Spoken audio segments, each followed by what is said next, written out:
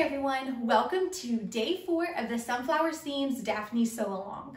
Today we will be creating and attaching our pockets. So if you are doing the peplum version or choosing not to put the optional skirt pockets on your dress, then you get the day off and get caught up if you need to, or just enjoy the day to relax. If you are creating the pocket version, then we will be doing steps 26 through 30 today. First, you're going to take your pocket main and your pocket lining and lay them on top of each other with the right sides of the fabric touching.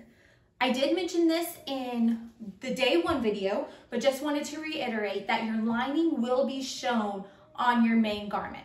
So be sure to pick out a lining that will coordinate with your dress. Once they are on top of each other, right sides touching, you are going to sew around the perimeter of your pocket, leaving a 2-inch gap on the side. Once you've sewn around the perimeter, you're going to trim away half of your seam allowance and clip your corners, leaving the unsewn gap untrimmed. So you're not going to trim away your seam allowance on that 2-inch section. Then you will turn your pocket right side out and press well. Next, you will want to fold the top of your pocket down with the main sides of the fabric touching 1 inch and then press.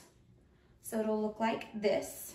Now you will take your front skirt piece, which at this point, most likely you haven't determined which one's a front and a back, but adding the pockets will from here on out. And you're going to take your measuring tape and measure 2 inches from the side raw edge and place a pin.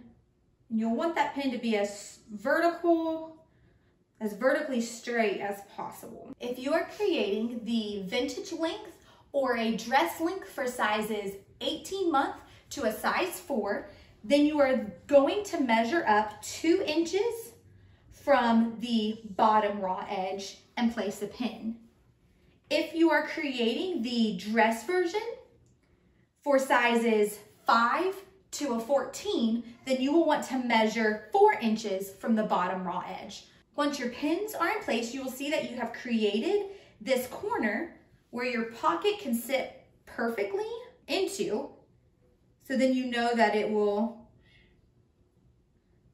be lined up perfectly once you do the other side.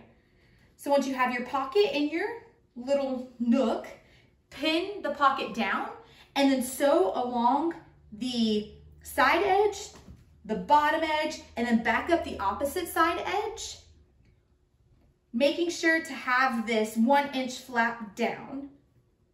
And then you have just added your first pocket.